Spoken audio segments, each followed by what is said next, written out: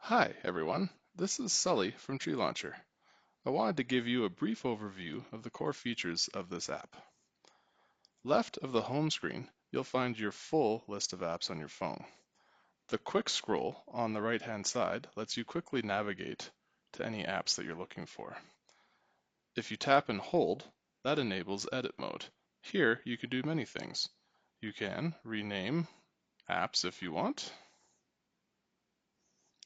You can also swipe to hide apps that you don't want to see in the list once you're back in view mode.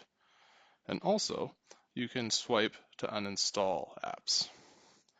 In the bottom right-hand corner, you'll also find the plus button that opens up the Play Store.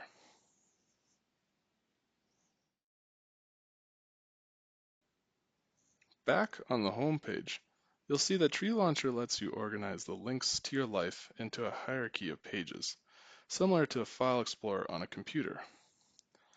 Each page is a vertical and scrollable list of items with the ability to nest pages inside of pages. You can add not just app shortcuts, but also contacts, links, notes, tasks, reminders, and a number of other different things. For example, here we have a page for my contacts. I've already added a couple of relevant app shortcuts at the top, but I'd like to now add some of my favorite contacts. We can tap and hold a page to edit it, just like the apps page. In the edit menu bar, we'll see the plus button brings up a list of all the different item types that we can add into this page. Here we'll select contacts. I can now quickly select some of my favorites that I want to add, and you'll see they show up inside of the list. If I wanted to change the text, I can tap on item and do that. I can swipe to hide or swipe to delete, just like the apps list again. However, for some visual separation and organization, I'd like to add a divider between the apps and the contacts. So I go back to the plus menu, scroll down to the bottom, and select divider. And we'll see that that shows up at the bottom. Now, I can also enter into select mode. Here, I can individually tap items to select them, and then I can either delete them or move them. So I'm going to use the arrow here just to move them down one. So now we can see that this list is organized the way that I want, and I'm happy with it. You tap X to get out of the edit menu, and you're done. Tree Launcher is also great for taking quick notes, for example, creating task lists. This shopping list has headings and task items that can be completed. However, instead of adding items one by one, like we did on the contacts page, we can also use the keyboard to edit this list just like you would in a regular note-taking app.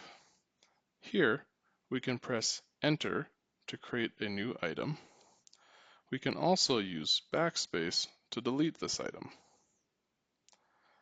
Beyond that, there are special key shortcuts for specific type items that you might want to add. For example, if we wanted to create a header, we can use £2 to create a second level header and add in the text. We can also use a dash, for example, to create a bullet point item. If we wanted to change the icon, we can tap the icon left of the cursor, which brings up our list of options for changing this. We could use or select an icon from an icon pack. However, in this case, I just want to change this bullet point to a task. So I select the task, and now it's a completable item.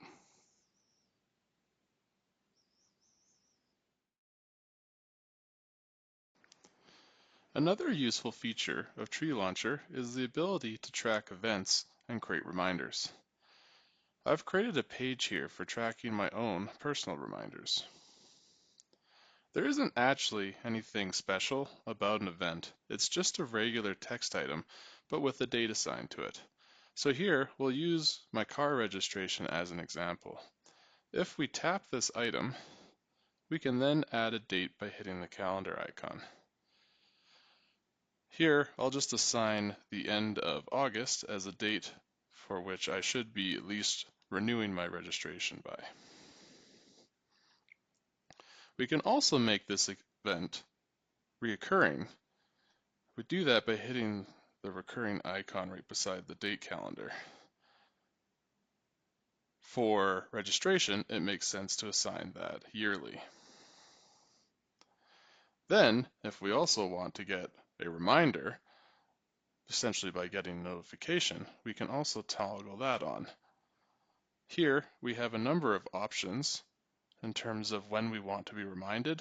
The default is just to be reminded right on the date and time of the event, but we can also get reminded in the lead up to it.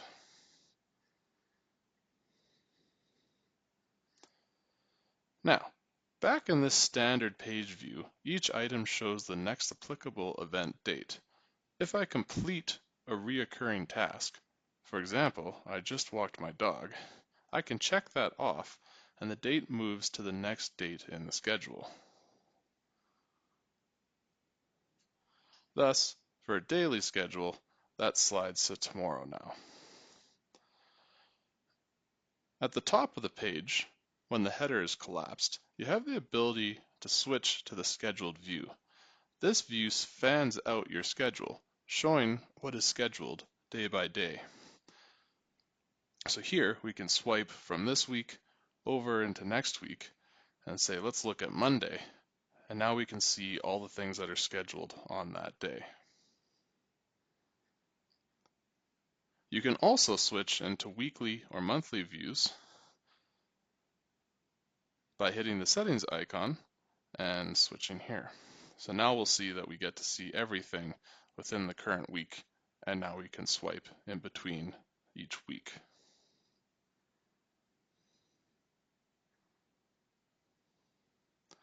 It's also worth mentioning that when you're in the scheduled view, it only shows events for this page and its children, but nothing from higher up in the page hierarchy. Tree Launcher's goal is to be a place where you can store all the links to your life. To enable that, you can share text, links, phone numbers, emails, and much more from pretty much any app in your phone directly into Tree Launcher. I've been pretty dialed into the World Cup, but rather than constantly Googling the current status of the games, why don't I just add a Chrome shortcut to my home screen? So here we go to the menu. At the bottom, see this link here that says Add to Home Screen. If I tap that, I can then create a shortcut, quickly update the text, and hit Add. Now, Tree Launcher pulls up a dialog asking you where do you want to put the app. I'll start off with the inbox because I don't know exactly where I want to put this link yet. Let's hit Add. If I go home, you can find the inbox at the top. It's a separate view similar to the scheduled view or the all view. And here, now we can see this link. That saves quite a bit of time. If I want to then take this link and add it to a folder now, I can hit this move button, and for now, I'll just throw it back onto home. It's disappeared from the inbox view, and if I go home, we'll see it now just at the bottom here. Let's move on to another example, copying content from another source. Let's say that I've taken some notes or listed out some shopping items in a separate app. How do I get these into Tree Launcher? Well, I can select all the text, copy it, and then if I go into Tree Launcher, I can go straight to the source of where I want to put it, go into edit mode, and here in the add new content menu, we can see that we can actually paste content from the clipboard. This is just to demonstrate that we can either share content directly to Tree Launcher or we can pull it in from your copied clipboard. Once you do that, you get a preview of the items that it has parsed out from your clipboard, and then we just hit insert to add it into the list. Now in this scenario, they all imported as bullet points, but if I go into select mode, I can quickly convert all these items into tasks, which matches the rest of my shopping list.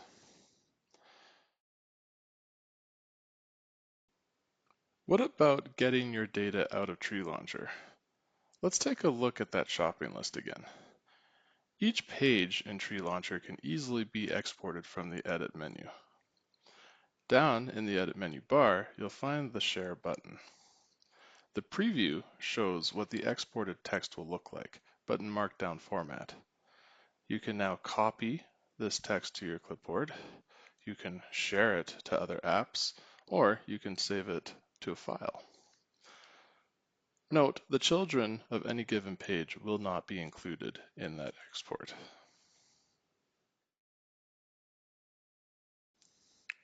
Let's talk about privacy. Tree Launcher is local first. Your data is stored on your phone, and it's never sent to Tree Launcher's backend. You're always in control of your data. If you need to back up any of your data, you can optionally enable the backup feature. Backups are saved directly to your personal Google Drive account.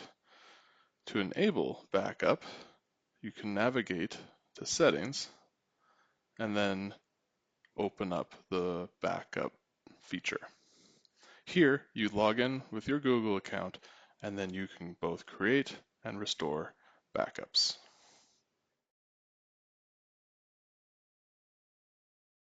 Lastly, let's take a brief tour of some of the Pro features of Tree Launcher.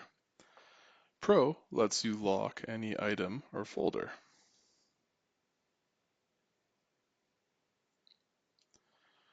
Pro also lets you add detailed weather breakdowns for any given location.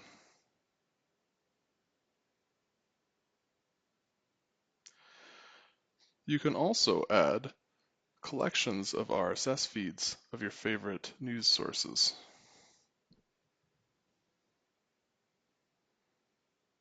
Another popular requested feature is the ability to build widget pages or add widgets into the launcher. Here, you can install any of your favorite applications and use their widgets in these pages.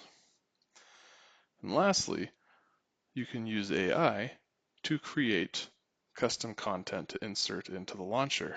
Here, I'll use it to generate a recipe for what is probably my favorite dip.